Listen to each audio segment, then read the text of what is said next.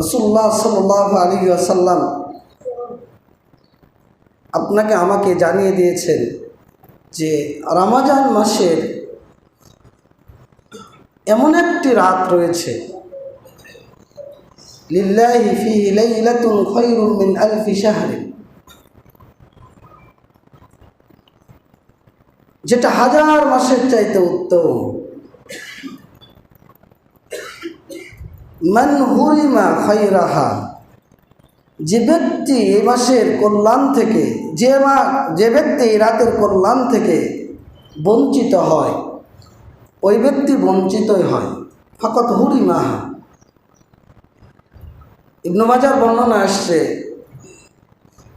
যে ব্যক্তি এ রাতের কল্যাণ থেকে বঞ্চিত হলো, সে সমস্ত কল্যাণ থেকে বঞ্চিত হলো। আর বঞ্চিতরা এই রাত থেকে বঞ্চিত হয়।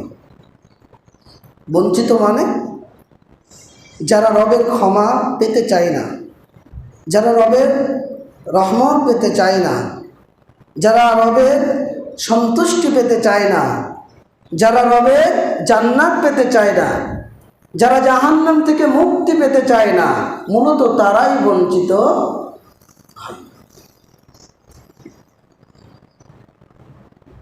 আপনি আমি নিজেকে সফলদের কাতারে কতটুকু সামিল করতে পেরেছি, না ব্যর্থদের কাতারে পূর্বের ন্যায় আবারও নিজেকে অন্তর্ভুক্ত করেছি? নিজেকে নিয়ে একটু চিন্তা করেন।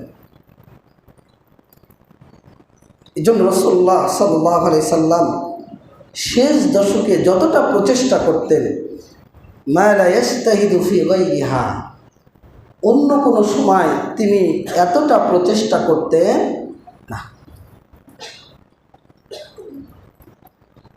ইয়া ইবাদাল্লাহ ইত্তাকুল্লাহ লা তাকনাতু মিন রাহমাতিল্লাহ। হে আল্লাহর বান্দারা, নিজেকে এবং আপনাদেরকে বলছি, আল্লাহকে ভয় করুন। আল্লাহর রহমত থেকে নিরাশ হওয়ার কোনো প্রয়োজন নেই। আল্লাহর দয়া অনেক, এখনও সুযোগ রয়েছে সফলদের কাতারে অন্তর্ভুক্ত হওয়ার জন্য। আল্লাহ রাব্বুল আলামিন আপনাকে আমাকে জানিয়ে দিচ্ছেন, ফামান যুহজিয়া আনিন নার ওয়া উদখিলাল জান্নাহ ফাকাদ ফাজা।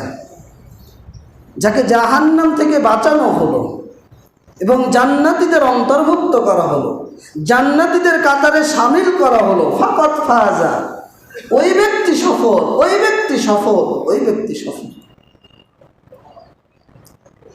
রমাজান এসেছে আপনাকে আমাকে সফলদের কাতারে অন্তর্ভুক্ত করার জন্য।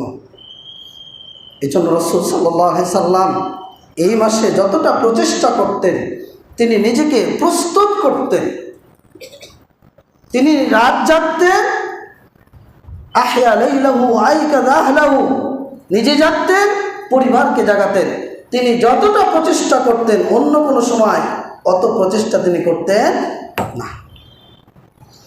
তাহলে নবী করিম সাল্লাল্লাহু আলাইহি সাল্লাম যত প্রচেষ্টা করতেন, আপনাকে আমাকে কতটা প্রচেষ্টা করতে হবে? আপনার আমার প্রচেষ্টা কতটা হতে হবে? সালাফগণ কিভাবে করতেন? তারা আল্লাহর ক্ষমা পাওয়ার জন্য, তারা আল্লাহর সন্তুষ্টি লাভের জন্য। আপনাকে আমাকে সফল হওয়ার জন্য, মুফলিহুনদের কাতারে অন্তর্ভুক্ত হওয়ার জন্য এখনও যে কয়টা দিন রয়েছে, আমরা যে কাজগুলো করব সফলতার জন্য, তার মধ্যে অন্যতম একটি আত-তাওবাতুল ইস্তিগফার। রবের কাছে নিজের গুনাহগুলো পেশ করে খালেস অন্তরে তাওবাতুন নাসুহা করে নিজেকে একবারে পাপ মুক্ত করে দেওয়া। রমাজানের সাথে এটার কি সম্পর্ক? সফলতার সাথে ক্ষমার কি সম্পর্ক? রাসূল সাল্লাল্লাহু আলাইহি সাল্লাম বলছেন যে মান আদরাকা রমাজান সুম্মা সালাকা ক্বাবলা ইগফিরা লাহু, যে ব্যক্তি রমাজান মাস পেল কিন্তু ক্ষমা নেওয়ার পূর্বে রমাজান বিদায় নিয়ে চলে গেল। আজকে 27শে রমাজান, আর হয়তো বা 2টা-3টা রমাজান আমি আপনি পাব, কিন্তু এই 27শে রমাজান পর্যন্ত আমি আপনি রবের কাছে হয়তো বা নিজেকে পেশ করতে পারিনি, ক্ষমা নিতে পারিনি। রাসূল বলছেন রবিমা আনফু রাজুলিন, ওই ব্যক্তির নাক ধুলোয় দূষিত হোক, ও জাহান্নামীদের দলভুক্ত হলো, ও জাহান্নামীদের দলভুক্ত হলো, ও জাহান্নামীদের দলভুক্ত হলো। আল্লাহর রহমত থেকে দূরে সরিয়ে দিলেন আল্লাহ তাকে। যে ব্যক্তি রমাজান মাস পাওয়ার পরেও নিজেকে ক্ষমা করে নিতে পারল না। ক্ষমা চাইব কেন? কারা ক্ষমা চাইবে? আল্লাহ রাব্বুল আলামিন আল কোরআনের মধ্যে বহু জায়গায় আপনাকে আমাকে জানিয়ে দিয়েছেন যে ইন্নামাত তাওবাতু আলাল্লাহি লিল্লাযিনা ইয়া'মালুনা আস-সুআ বিজাহালাতি। ভুল করে আপনি অপরাধ করেছেন, অজ্ঞতাবশত, মূর্খতাবশত পাপ করেছেন। আমরা আমাদের জীবনে বহু গুনার সাথে সম্পৃক্ত। চুরি, ডাকাতি, রাহাজানি, চাঁদাবাজি, হত্যা, লুটতারাজ, জেনা, ব্যভিচার, মিথ্যা, প্রতারণা, ঠকবাজি, মিথ্যা, বিভিন্ন রকম অপরাধের সাথে আমরা জড়িত। আমরা ভুল করে করেছি, ভুল করে অপরাধ করে ফেলেছি বা জেনেই করেছি। রবের সামনে যদি আপনি নিজেকে আমাকে যদি পেশ করে বলেন তো আল্লাহ ক্ষমা করবে না করবেন? রাসূল সাল্লাল্লাহু আলাইহি সাল্লাম বলছেন যে আদম সন্তান ভুল করতে করতে যদি হাত্তা তাবলুগা খাতায়াকুমুস সামা, তোমাদের পাপ রাশি যদি আসমান পর্যন্ত পৌঁছে যায়, সুম্মা তুবতুম লা তাবাল্লাহু আলাইকুম, এরপরেও যদি আদম সন্তান আল্লাহর কাছে ক্ষমা চায়, আল্লাহ রাব্বুল আলামিন তোমাদেরকে ক্ষমা করে দেবেন।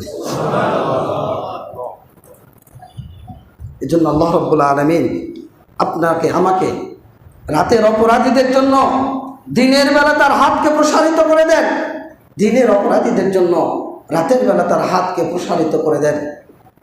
আপনি যখন অপরাধ করে আল্লাহর কাছে ক্ষমা চান, আল্লাহ এতটাই আনন্দিত হয়